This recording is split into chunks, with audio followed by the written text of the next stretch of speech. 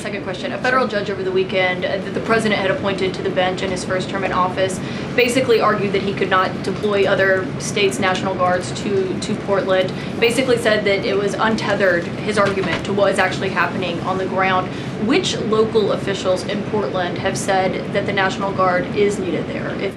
With all due respect to that judge, I think her opinion is untethered in reality and in the law. The president is using his authority as Commander-in-Chief, U.S. Code 12406, which clearly states that the president has the right to call up the National Guard in cases where he deems it's appropriate.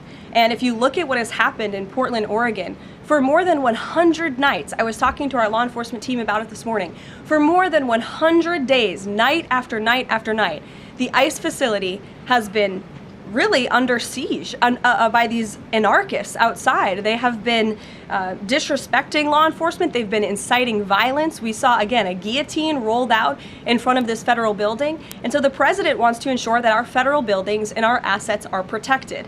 And that's exactly what he's trying to do. And ultimately, in the case in Los Angeles, that judge ruled in the Ninth Circuit, that panel of judges ruled that those troops could remain and that the president was well within his authority to do so. So we are appealing that decision. As you know, we expect a hearing on it pretty quickly, and we're very confident in the president's legal authority to do this, and we're very confident we will win on the merits of the law. But no local officials that you can point to that have said we need the National Guard? Because I spoke to the police chief of Portland last week. He said that the president's claims just don't match up with what's happening on the ground. I would encourage you as a reporter to go on the ground and to take a look at for yourself, because there's been many members of the press, not press in this room, but independent journalists, some of whom we'll be inviting to the White House very soon to share their stories, because they have been in the middle of these riots and they have witnessed the anarchy that is taking place night after night. It's on video. You should play it on your show. You have a great opportunity on prime time on CNN to show your audience. Yeah, but you're probably talking to partisan Democrat officials who are opposed to everything this president does.